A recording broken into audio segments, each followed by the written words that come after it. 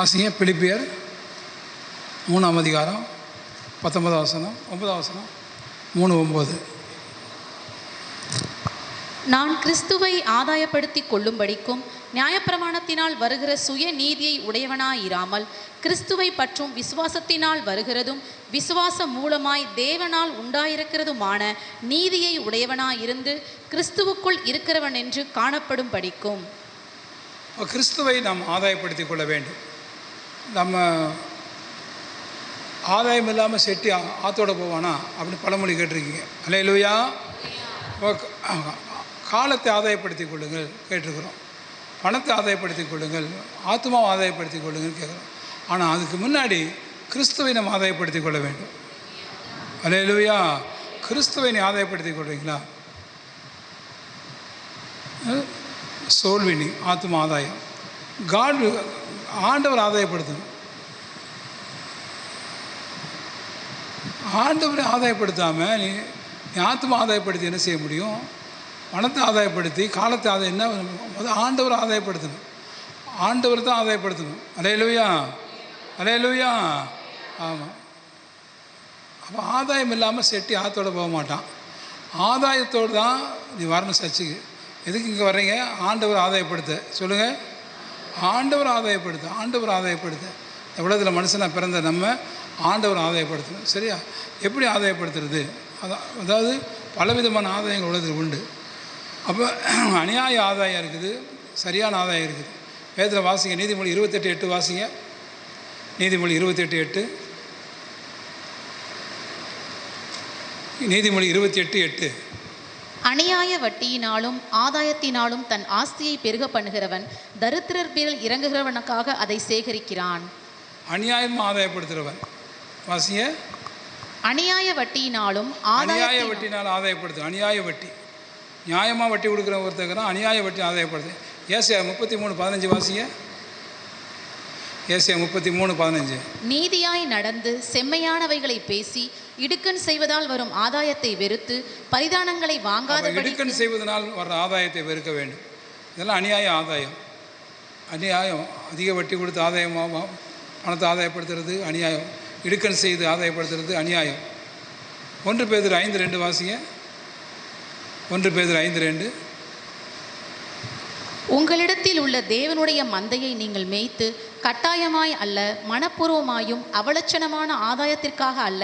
இது அவலட்சணமான ஆதாயம். அவலட்சணமான ஆதாயம்.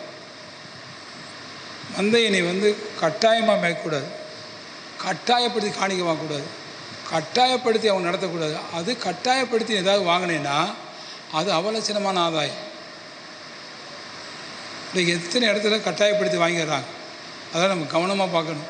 கட்டாயப்படுத்தி அதுக்காக இதுக்காக சர்ச்சுக்கு இடம் வாங்கணும், சர்ச்சுக்கு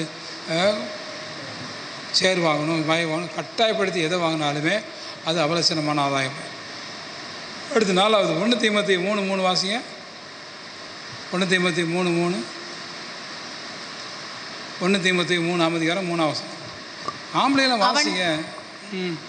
அவன் மதுபான பிரியனும் அடிக்கிறவனும் இழிவான ஆதாயத்தை இச்சிக்கிறவனுமாயிராமல். இழிவான ஆதாயம், நியாயமான ஆதாயம் இருக்குது, இழிவான ஆதாயம். அல்லேலூயா. அப்போ இழிவான ஆதாயம் எப்படி? எவ்வளோ கொலை செஞ்ச ஆதாயம். நான் ஒரு அரசியல்வாதி வீட்டுக்கு போனேன். அவர் என்னென்னா கொலை செஞ்சே காசு வாங்குறவர். அழகாக மலைப்பேட்டையில் அவர் வீடு, பயங்கர வீடு. கொலை செஞ்சு இழிவான ஆதாயம். இங்கே எத்தனை அரசியல்வாதியை அநியாயம் பண்ணி ஆதாயம், ஒருத்தர் விபச்சாரம் பண்ணி ஆதாயம் செய்யுது. இதெல்லாம் இழிவான ஆதாயம். அல்லேலூயா. வேசித்தனம் பண்ணி ஆதாயம். ஐயோ கடவுளே, பயங்கர கொடுமையானது இந்த இழிவான ஆதாயம். அல்லேலூயா. இழிவான ஆதாயம். நைட்டில் போய் லாட்ஜில் வாடகை எடுத்து, அதெல்லாம் ஏற்கனவே உங்களுக்கு சொல்லியிருக்கிறேன். பயங்கர மோசமான வாழ்க்கை. புருஷன் இறந்த பிறகு இந்த அம்மா ஆஃபீஸர் இருக்குது, வாடகை அங்கே இருந்தாலும் விபச்சாரம் பண்ண போகிறான் லாட்ஜிக்கு. லாட்ஜில் போய் பார்த்தா கதை திறந்தா டக்குன்னு இந்த அம்மா அட்டாடா இது இவர் மனைவியாச்சே அவ்வளோ ஓடியே வந்துட்டாங்க. இது மாதிரி இழிவான ஆதாயத்துக்கு நிறைய பேர் இருக்காங்க, நிறைய பேர். இன்றைக்கி பாண்டிச்சேரியில் இழிவான ஆதாயம் பெரிய போச்சு. சிறுவர் விபச்சாரம் சொல்லி சிறுபிள்ளை விபச்சாரத்துக்காக பாண்டிச்சேரியில் அவ்வளோ பேர் வராங்க. சனி ஞாயிறு பார்த்திங்கன்னா பாண்டிச்சேரியில் அவ்வளோ ரஸ்ஸு. டூரிஸ்ட் வராங்க. டூரிஸ்ட் எதுக்கு அந்த டூரிஸ்ட் வராங்க? காலப்பட்டிருந்து இன்றைக்கி இது வரல பார்த்திங்கன்னா அவ்வளோ தப்பான காரியங்களுக்கு, நிறைய காரியத்துலேருந்து எல்லாம் ஆதாயம், இழிவான ஆதாயம், கொடுமையான காரியம். இப்போ நம்ம அரசாங்கம் இந்த ஒவ்வொரு பார் திறந்துருக்காங்க, ஒவ்வொரு ரெஸ்டோ பார் ஒவ்வொரு தெருவிலையும். இழிவான ஆதாயம். நான் முதலமைச்சரை கேளுங்க, அவர் சொல்லுவார், எனக்கு ஆதாயம் தான் முக்கியப்பா, இங்கே நீதி நியாயம் பேசலாம், இங்கே பேச முடியாது, உங்கள் நீதி நியாயமெல்லாம் வச்சுக்காங்க வெளியே, இங்கே உள்ள எனக்கு ஆதாயம், எனக்கு இவ்வளோ பேர் வரணும். யார் அழிஞ்சானே, யார் கெட்டானே, யாருக்கு வியாதி வந்தானே, யார் என்னானானே, அதை பற்றி எனக்கு கவலையே இல்லை. எனக்கு வேண்டியது ஆதாயம், எனக்கு வேண்டியது பணம். இதுதான் கவர்மெண்ட்டு, இன்றைக்கி உள்ள கவர்மெண்ட். அதெல்லாம் கவனி. கத்துடைய பிள்ளையே வீட்டு வாசலில் வந்து சாராயப்பாட்டில் வச்சுட்டு போவாங்க ஓட்டு வாங்குறதுக்கு. நான் அந்த அரசியல்வாதிகிட்டெல்லாம் சண்டை போட்டிருக்கேன், பேப்பரில் போட்டிருக்கேன். இதெல்லாம் இப்படி வாங்காத, இப்படி வாங்கி அநியாயமாக நரகத்துக்கு போய் சேர்ந்துடாத. பாண்டிச்சேரியில் என்றைக்கே இப்படிலாம் ஓட்டு வாங்கினா, நீங்களாம் வந்து அரசியல்வாதியாக வந்துட்டு வீட்டுக்கு வாசலில் வந்து அது பால் போடுவான், பால் பாக்கெட்டு போடுவான் மாதிரி சாராய பாக்கெட்டு போட்டு ஓட்டு வாங்குறாங்க. நல்லா கவனிங்க. இது மாதிரி உலகத்தில் வாழ்ந்துட்டு இருக்கிறோம். அல்லேலூயா. இழிவான ஆதாயம், கேவலமான ஆதாயம், அசிங்கமான ஆதாயம், இப்படி நிறைய ஆதாயம் இருக்குது. இதுக்கு நடுவில் தான் நமக்கு இயேசுவை ஆதாயப்படுத்தி கொள்ளணும். அல்லேலூயா. நீங்கள் நானும் கிறிஸ்துவ ஆதாயப்படுத்துகிற ஒரு சந்ததியாக நம்ம இருக்கணும். சரியா? இப்போ இயேசு எப்படி நம்ம ஆதாயப்படுத்தி? பிலிப்பியர் 3:9 வாசிங்க. கிறிஸ்துவை பிரியப்படுத்தி அன்பு செலுத்தி அவர் கீழ்ப்படிந்து வாழணும். அவர் மார்த்தாலும் மரியாள் அவங்க நல்ல பங்கை தெரிந்து கொண்டார். நல்ல வாழ்க்கையில் எந்த சூழ்நிலையிலையும் யாரை பிரியப்படுத்தணுமா? ஆண்டவர் பிரியப்படும். அவர் பாதத்தில் உட்காரணும். யார் அது?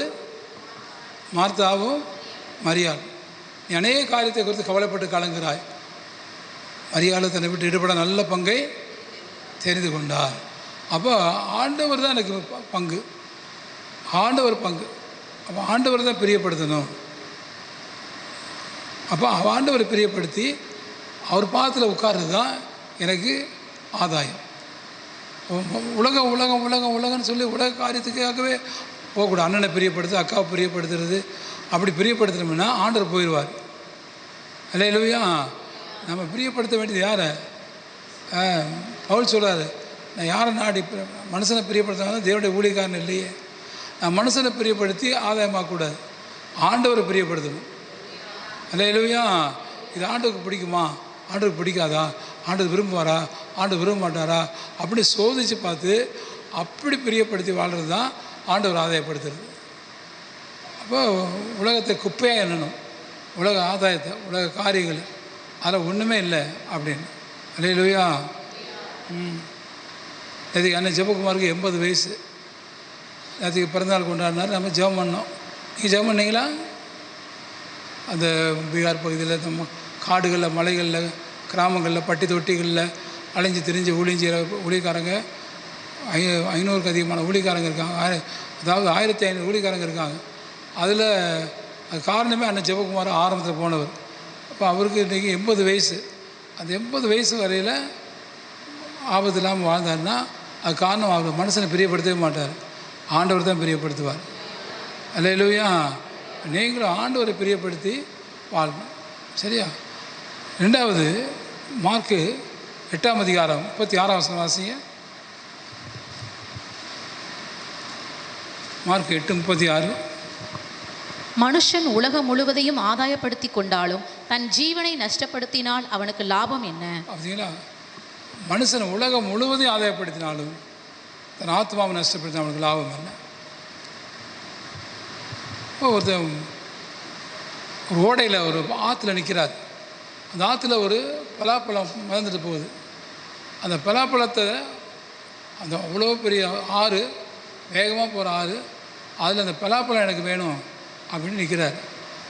அப்போ அந்த அந்த பார்த்து பெரியவர் சொல்கிறார், வேணாப்பா அந்த பழம் வேண்டாம், எடுத்துகிட்டு போனீங்கன்னா அதை எடுக்க கால் வச்சுன்னா ஒன்று அவன் தண்ணி எடுத்துகிட்டு போயிடும், நீ வேணும் தண்ணியில் அழிஞ்சிருவா அப்படின்னு.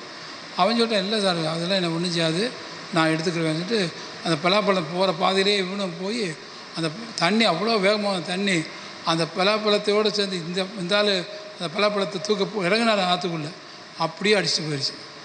அல்லேலூயா. அப்போ உலகம் முழுவதும் நீ ஆதாயப்படுத்தினாலும் பலாப்பழத்தை ஆதாயப்படுத்தலாம், பணத்தை ஆதாயப்படுத்தலாம், ஆனால் உன் ஆத்மா நஷ்டப்பட்ட என்ன உனக்கு என்ன லாபம்? அல்லேலூயா. இப்போ உலக ஆதாயம் முக்கியம் இல்லை, மனுஷனை பிரியப்படுத்துகிற ஆதாயம் முக்கியம் இல்லை, ஆண்டவரை பிரியப்படுத்தணும். சரியா? அப்போ ஆகான், கேயாசி, யூதாஸ் எல்லாமே என்ன செஞ்சாங்க? உலகத்தை ஆதாயப்படுத்தினாங்க, தன் ஆத்மாவை நஷ்டப்படுத்தினாங்க.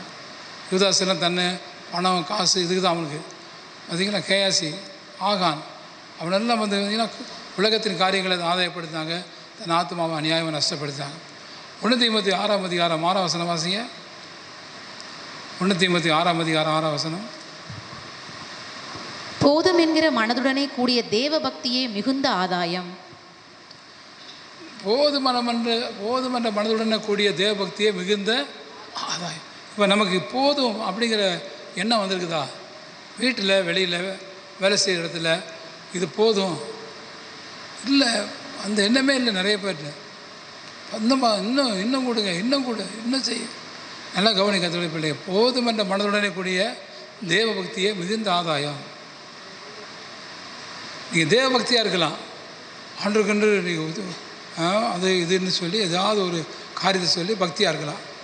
நிறைய பேர் பக்தி பேச போடுறாங்க, ஆனால் அந்த பக்தியில் தன்னையே இழந்து போயிடுறாங்க, அந்த பக்தியில் அவங்க வீணாக போயிடுறாங்க. எத்தனையோ பேர் அங்கே குத்திக்கிறாங்க, மாரில் குத்திக்கிறாங்க, இங்கே குத்திக்கிறாங்க, என்னென்னமோ பண்ணி அந்த வாழ்க்கையை வீணாக்கிறாங்க. ஆண்டு சொன்னார், அது இல்லை, நான் சொல்கிற பக்தி தான். அல்லேலூயா. வேத வாசிங்க, ஆண்டவர் எப்படி நம்மளை ஆதாயப்படுத்த தேவபக்தியை கொண்டு வர சில வாசிங்க. 1 தீமோத்தேயு 4:8 வாசிங்க. சரீர முயற்சி அற்ப பிரயோஜனம் உள்ளது, தேவ பக்தியானது இந்த ஜீவனுக்கும் இதற்கு பின்வரும் ஜீவனுக்கும் வாக்குத்தத்தம் உள்ளதாக. சரீர முயற்சி அற்ப பிரயோஜனம் உள்ளது. போய் தண்ணிக்குள்ளே போய் 40 நாள் நிற்கிறது. ஐயப்ப பக்தர்லாம் பாருங்கள், தலையில் மூட்டை கட்டி வச்சுட்டு அந்த மலை மேலே ஏறி போவாங்க. 40 நாள் பயங்கரமாக இருப்பாங்க. அதெல்லாம் சரீர முயற்சி. இந்த நாள் இது மிகுந்த வேதனை, இதனால் அற்ப பிரயோஜனம் உள்ளது, இதனால் நமக்கு பரலோகம் கிடைக்காது. அல்லேலூயா. அதில் ரொம்ப நம்ம ஜாக்கிரதையாக இருக்கணும். அப்போ தேவ பக்தி என்ன? 1 தீமோத்தேயு 4:8 வாசிங்க. சரீர முயற்சி அற்ப பிரயோஜனம் உள்ளது, தேவ பக்தியானது இந்த ஜீவனுக்கும் இதற்கு பின்வரும் ஜீவனுக்கும் வாக்குத்தத்தம் உள்ளதாக. ஏசியா 3:10 வாசிங்க. ஏசியா 3:10. ஏசியா 3:10. உங்களுக்கு நன்மை உண்டாகும் என்று நீதிமான்களுக்கு சொல்லுங்கள், அவர்கள் தங்கள் கிரியைகளின் பலனை அனுபவிப்பார்கள். மறுபடியும் வாசிமா. உங்களுக்கு நன்மை உண்டாகும் என்று நீதிமானுக்கு சொல்லுங்கள். அல்லேலூயா. அவன் நன்மை செய்கிறது தான் தேவபக்தி. 65:22 வாசிங்க. 65ஆம் அதிகாரம் 22ஆம் வசனம். அவர்கள் கட்டுகிறதும் வேறொருவர் குடியிருக்கிறதும் அவர்கள் நாட்டுகிறதும் வேறொருவர் கனி புசிக்கிறதுமாய் இருப்பது இல்லை, ஏனெனில் விருட்சத்தின் நாட்களைப் போல என் ஜனத்தின் நாட்கள் இருக்கும். நான் தெரிந்து கொண்டவர்கள் தங்கள் கைகளின் கிரியைகளை நெடுநாளாய் அனுபவிப்பார்கள்.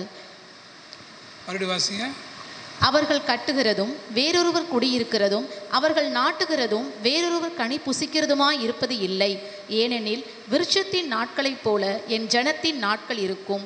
நான் தெரிந்து கொண்டவர்கள் தங்கள் கைகளின் கிரியைகளை நெடுநாளாய் அனுபவிப்பார்கள். அல்லேலூயா.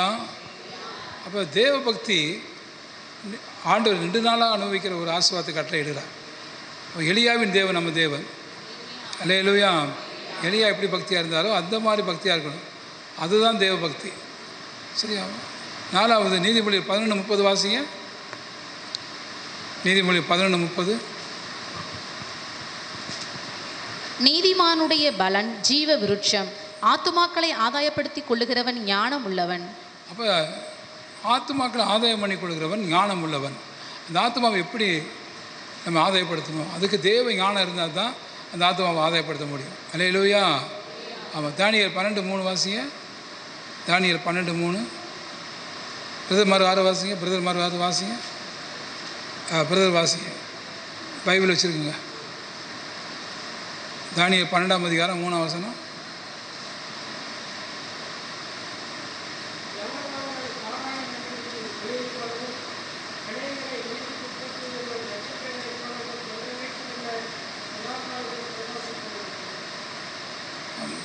அநேகரை நீதிக்கு உட்படுத்துகிறவர்கள்.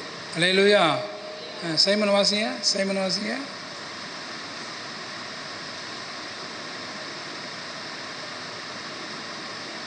தானியேல் 12:3.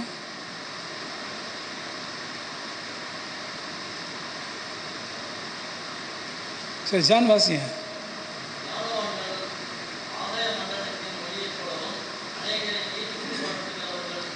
அநேகரை நீதிக்கு உட்படுத்துகிற மக்களை நம்ம காணப்படணும். அல்லேலூயா.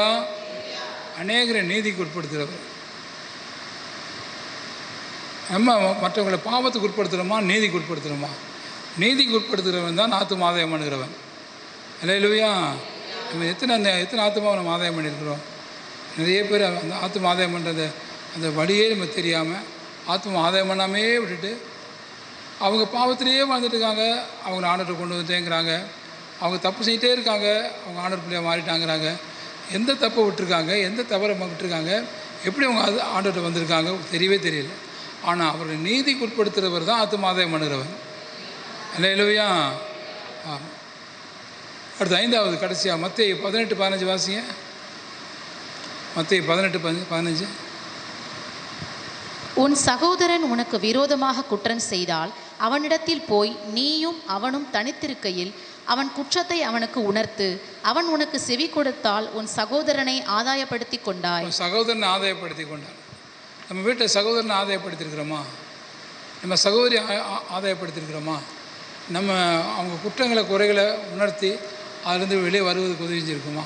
இப்போ நம்ம வீட்டிலையே ஒரு சகோதரனை ஆதாயப்படுத்தலை, ஒரு சகோதரி ஆதாயப்படுத்தலை அப்படின்னா மற்றவர்கள் எப்படி ஆதாயப்படுத்த முடியும்? அல்லேலூயா. அந்த வீட்டுக்குள்ளேயே இந்த ஆதாய பணி நடக்கணும். அல்லேலூயா. ஆமாம், ஆதாய பணி. மத்தேயு 5ஆம் அதிகாரம் 23ஆம் வசனம் வாசிங்க. 23, 24. ஆகையால் நீ பலிபீடத்தில் உன் காணிக்கையை செலுத்த வந்து உன் பேரில் உன் சகோதரனுக்கு குறை உண்டென்று அங்கே நினைவு கூறுவாயாகில் அங்கேதானே பலிபீடத்தின் முன் உன் காணிக்கையை வைத்துவிட்டு போய் முன்பு உன் சகோதரனுடைய ஒப்புரவாகி பின்பு வந்து உன் காணிக்கையை செலுத்து. 24 வசனம். எதிராளி உன்னை நியாயாதிபதியிடத்தில் ஒப்புக்கொடாமலும் நியாயாதிபதி உன்னை சேவகனிடத்தில் ஒப்புக்கொடாமலும் நீ சிறைச்சாலையில் வைக்கப்படாமலும் இருக்கும்படியாக நீ உன் எதிராளியோட வழியில் இருக்கும்போதே சீக்கிரமாய் அவனுடைய நல்மனம் பொருந்து. அதாவது சகோதரனை ஆதாயப்படுத்து, குற்றவாளி ஆதாயப்படுத்து, உனக்கு விரோதமாக கிரியை செய்கிறவர்களை ஆதாயப்படுத்து. இப்படி ஆண்டவர் சொல்கிறாரு, நம்ம சகோதரிகளை ஆதாயப்படுத்த வேண்டும். அவன் குற்றங்களை குறைகளை உணர்த்தி அவன் பாவ மன்னிப்பு கேட்கும்படி செஞ்சு அவங்களை ஆதாயப்படுத்துவது. இப்போ நம்ம ஆதாயப்படுத்துறது கிறிஸ்துவை முதல்ல ஆதாயப்படுத்துகிறோமா? அல்லேலூயா. நமக்கு லாபமாக இருந்து லாபம் நஷ்டப்பட்டு விட்டோமா, குப்பையமாக என்றோமா, நம்ம நேரம் காலம் பார்க்காம ஆண்டவர்னு அவரை இருக பிடிச்சிருக்கோமா? அந்த காரியத்தை மிக முக்கியம். சகோதரனை ஆதாயப்படுத்தணும். நம்ம ஆத்மாவை நம்மளை ஆதாயப்படுத்திக்கணும். நம்ம வாழ்க்கையை நம்ம நஷ்டப்படுத்தி கூடக்கூடாது. அல்லேலூயா. உலகம் முழுவதும் ஆதாயப்படுத்தி கொண்டு தன் ஆத்மாவை நஷ்டப்படுத்தினால் அவனுக்கு லாபம் ஒன்றும் இல்லை. அப்போ நம்ம எங்கே போகிறோம்? நம்ம ஆத்மா பரலோகத்துக்கு போவோமா? அதில் தெளிவு இருக்குதா? நம்ம ஆத்மாவில் நிம்மதி இருக்குதா? அதை நம்ம என்ன செஞ்சுருக்கிறோம்? அப்போ இந்த மாதிரி ஆதாயப்படுத்துகிற அந்த சோல் வின்னிங், அந்த ஆதாயப்படுத்துகிற ஆத்மா ஆதாயம், ஆண்டவர் ஆதாயப்படுத்து, சகோதரன் ஆதாயப்படுத்து, சகோதரி ஆதாயப்படுத்துறது, மனைவி ஆதாயப்படுத்துறது, கணவன் ஆதாயப்படுத்துறது, இதெல்லாமே நீதி மார்க்கமாய் ஆதாயப்படுத்தணும். பாவம் செஞ்சு தப்பு பண்ணி பணம் கொடுத்து ஆதாயப்படுத்துறது. இப்போ எலெக்ஷன் வருது, எல்லாம் காசு கொடுத்து ஓட்டு வாங்குவானுங்க. காசு கொடுத்து அதை ஆதாயப்படுத்துறது இல்லை, பணம் கொடுத்து ஒரு வேலை போட்டு கொடுத்து அவனை ஆதாயப்படுத்துறது அது அல்ல. நீதியாய் நடந்து நீதியை கற்பித்து கொடுத்து நீதி மார்க்கத்தை கொண்டு வந்து அவன் நீதிமான் ஆக்கி ஆதாயப்படுத்துறது தான் ஆதாயம் பார்க்குறது. அல்லேலூயா. நீ காசை கொடுத்து பணத்தை கொடுத்து சாப்பாட்டை போட்டு துணி வாங்கி கொடுத்து என்னென்னமோ பண்ணி மக்களை ஆதாயப்படுத்துகிறாங்க. அது அல்ல. சபைக்கு கூட மக்களை கொண்டு வர்றதுக்கு பல சலுகைகள், அரிசி கொடுத்து, வண்டி வாங்கி கொடுத்து. ஐயோ கத்தாவே அப்பா, இந்த வெள்ளைக்காரன் வந்து என்ன மக்களை கெடுத்தா கோதுமைக்கு கிறிஸ்தவன் ஆகிட்டான். அவங்க கோதுமை வாங்கி கொடுத்து, அந்த காலத்திலலாம் கிறிஸ்தவம் அப்படின்னா இந்த வெள்ளைக்காரன்ட்ட கோதுமை வாங்கி சாப்பிட்டான்னு கிறிஸ்தவனான அப்படிம்பாங்க. அப்போ அந்த காலத்தில் அப்படி மிஷினரிகளில் அவங்க வந்து இவங்க ஏழையாக இருக்கான்னு சொல்லி கொடுத்தது. ஆனால் இவங்க என்னென்னா இயேசுவை ஏற்றுக்கொள்றதில்லை. அவங்ககிட்ட போய் இந்த சலுகை வாங்குறதுக்காகவே போய் நின்று நான் இயேசுவை ஏற்றுக்கொள்ளுங்க, மனசளவில் ஏற்றுக்க மாட்டான், வாயளவில். அந்த பக்கம் பாடம் கொடைக்கானல்லாம் பார்த்திங்கன்னா 5 முறை ஞானஸ்நானம் எடுப்பாங்க. ஞானஸ்நானம் ஒரு முறை ஞானஸ்நானம் எடுக்கும்போது ஒரு பெட்ஷீட்டு, இன்னொரு முறை ஒரு பெட்ஷீட்டு, இன்னொரு முறை ஒரு கம்பளி, இன்னொரு முறை கோட்டு. அப்போ அந்த ஆள் சொல்கிறான், நீ எத்தனை ஞானஸ்நானம் எடுக்கிற? 5ஆவது முறை ஞானஸ்நானம் எடுக்கிற. ஏப்பா அப்படி எடுக்கிற? ஒவ்வொரு முறையும் ஒவ்வொன்று கிடைக்குதுப்பா. ஒரு ஞானஸ்நானம் எடுத்தால் ஒரு கோட்டு கிடைக்குது, ஞானஸ்நானம் எடுத்தால் கம்பளி கிடைக்குது, ஞானஸ்நானம் கொடுத்தா ஒரு சைக்கிள் கிடைக்குது, ஞானஸ்நானம் எடுத்தா. அப்பா, இப்படி ஏகப்பட்ட பேர் வாழ்க்கையை கெடுத்துட்டாங்க. என்ன சொல்கிறேன் அப்படின்னா, நீங்கள் எதுக்காக ஞானஸ்நானம் எடுக்கிறீங்க? எதுக்காக? ஒரு வியாதி குணமானதுனால இயேசு ஏற்றுக்கொள்வது கூட சரியில்லை. அல்லேலூயா. என் ஜீவன் போனாலும் எனக்கு இயேசு தான் வேணும். அதான் கிறிஸ்து எனக்கு ஜீவன், அவன் தான் உண்மையான கிறிஸ்தவன். எனக்கு வியாதி சுகமாச்சுங்க, ஆனால் இயேசு ஏற்றுக்கொண்டேன்.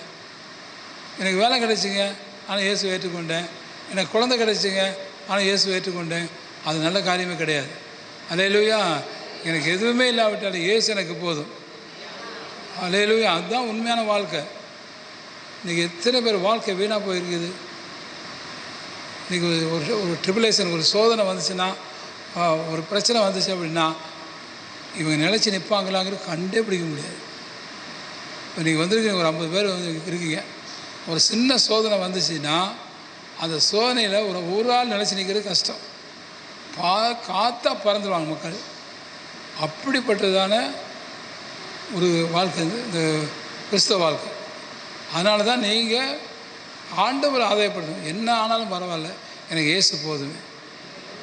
அதான் என் மாமிசம் அழுகி நாரிட்டாலும், மனுஷர் என்னை கைவிட்டாலும், மாமிசம் அழுகி நாரிட்டாலும், ஐஸ்வர்யம் யாவும் அழிந்திட்டாலும், ஆகாதவன் என்று தள்ளிவிட்டாலும், ஐஸ்வர்யம் யாவும் அழிந்திட்டாலும், ஆகாதவன் என்று தள்ளிவிட்டாலும், இயேசு போதுமே, இயேசு போதுமே, எந்த நாளிலுமே.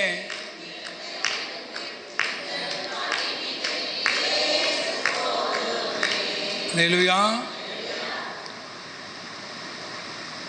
இது வெறும் பாட்டா இல்லை இதான் நம்ம வாழ்க்கையா? சொல்லுங்கள். இதுதான் ஒரு சின்ன தலைவலி வந்தால் இயேசு வேணாம் பொண்ணு வேணான்னு போயிடுவான். எத்தனை பேரை பார்த்துருக்கு, எத்தனை பேர் பேக் ஸ்லைடிங் பின்வாங்கி போயிட்டான்னு தெரியுமா? அந்த சோதனை அடிச்சே நிற்க மாட்டான். ஒரு குழந்தை இறந்துச்சு போச்சு, மனைவி இறந்துட்டாங்கன்னா போச்சு, கணவன் இறந்துட்டாங்கன்னா போச்சு, அப்பா இறந்துட்டாங்கன்னா போச்சு. அப்பா அப்படியே இயேசு தூக்கி குப்பையில் போட்டு போயிடுவானுங்க. அடிப்பட்ட உலகம் இந்த உலகம். அல்லேலூயா. அதான் என்ன வந்தாலும் நம்புவே என் நேசர் இயேசுவை, யார் கைவிட்டாலும் பின் செல்வேன் எனது இயேசுவை. அகல ஆல உயரமாய் எவ்வளவு அன்பு கூர்ந்தார், என்னென்ன துன்பங்கள் வந்தாலும் இயேசு கைவிட மாட்டார். என்னென்ன துன்பங்கள் வந்தாலும் இயேசு என்னை. அல்லேலூயா. இதெல்லாம் பாட்டு இல்லை, இதெல்லாம் பாட்டு இல்லை, இதுதான் வாழ்க்கையே. அல்லேலூயா. இதுதான் வாழ்க்கையே. எனக்கு அருமையான கருத்துல பிள்ளையே, கிறிஸ்துவை ஆதாயப்படுத்திக் கொள்ளணும். நம்ம காலத்தை ஆதாயப்படுத்தணும், ஆத்மா ஆதாயப்படுத்தணும். அல்லேலூயா. நல்லா கவனிங்க. உங்களை ஆதாயப்படுத்திக்கணும். உலகம் முழுவதும் ஆதாயப்படுத்துறது முக்கியம் இல்லை. தன் ஆத்மாவை நஷ்டப்படுத்தக்கூடாது. உலகம் முழுவதும் ஆதாயப்படுத்தி கொண்டாலும் தன் ஆத்மாவை நஷ்டப்படுத்தி கொண்டால் அவனுக்கு லாபம் ஒன்றும் இல்லை. யூதாஸெல்லாம் அப்படி தான் போயிட்டான். யூதாஸுக்கெல்லாம் ஒரு குறை இல்லை. தன் ஆத்மாவை நஷ்டப்படுத்திட்டான். அல்லேலூயா. நம்ம வாழ்க்கை, நம்ம கிறிஸ்தவ வாழ்க்கை, சாட்சியுள்ள வாழ்க்கை, விசுவாச வாழ்க்கை மிக மிக முக்கியமானது. இதில் நம்ம ஏதாவது உலகத்துக்கு பின்னால், மனுஷனுக்கு பின்னால் போயிட்டு அப்படின்னா ஒன்றுமே பண்ண முடியாது. அல்லேலூயா. அதனால தான் ஆண்டவரே, எங்கள் உண்மை நாங்கள் ஆதாயப்படுத்துகிற மக்களாக இருக்கணும். ஆண்டவரே, எந்த சூழ்நிலையிலும் நாங்கள் உண்மை இழந்துடக்கூடாது. ஆதாயம் எல்லாமே செட்டி ஆற்றோடு போவான். ஆதாயம் இயேசுவை ஆதாயப்படுத்தணும். எனக்கு என்ன தான் எனக்கு பறி போனாலும் பரவாயில்ல, என்னை வேலையே எடுத்துட்டாலும் பரவாயில்ல, வீட்டை விட்டு துரத்தினாலும் பரவாயில்ல, எனக்கு இயேசு தான். அது மாதிரி பரிசுத்தவானால தான் நீங்கள் இந்தியாவில் கிறிஸ்தவ நிலைச்சி நிற்கிது. இன்றைக்கி டவுரி வாங்கிட்டு இன்றைக்கி கிறிஸ்தவ பொண்ணுக்கு அதை பண்ணுங்கள், இதை பண்ணுங்கள், அப்படி பண்ணுங்கள், இப்படி பண்ணுங்கள், அப்பா எக்கச்சக்கமான காரியத்தை செஞ்சுட்டு வீணாத வாழ்க்கையை நஷ்டப்படுத்தி போகிறாங்க நிறைய மக்கள். அதனால் இந்த காலத்து கிறிஸ்தவங்கலாம் கிறிஸ்தவங்களே கிடையாது. அந்த காலத்து கிறிஸ்தவங்க தான் கிறிஸ்தவங்க. அவங்க தான் தியாகத்தோட சாக்ரிஃபைசிங் லைஃப். அல்லேலூயா. எல்லாவற்றையும் தியாகம் பண்ணி, இயேசுக்காக தியாகம் பண்ணி இந்த காலத்தில் சின்ன தலைமுடி கூட தியாகம் பண்ண மாட்டான், முடிய கூட தியாகம் பண்ண மாட்டாங்க இந்த காலத்தில். அந்த காலத்தில் அப்படி இல்லை, எல்லாமே தியாகம்தான். ரத்த கண்ணீர் வெடிப்பாங்க. அந்த மாதிரி தியாகம் பண்ணி கிறிஸ்துவ ஆதாயப்படுத்தினாங்க. அல்லேலூயா. நம்ம கிறிஸ்துவை ஆதாயப்படுத்தி வாழணும். எல்லாரையும் ஆதாயப்படுத்தணும். அல்லேலூயா. சரி, எல்லாம் ஏசி இல்லைங்க.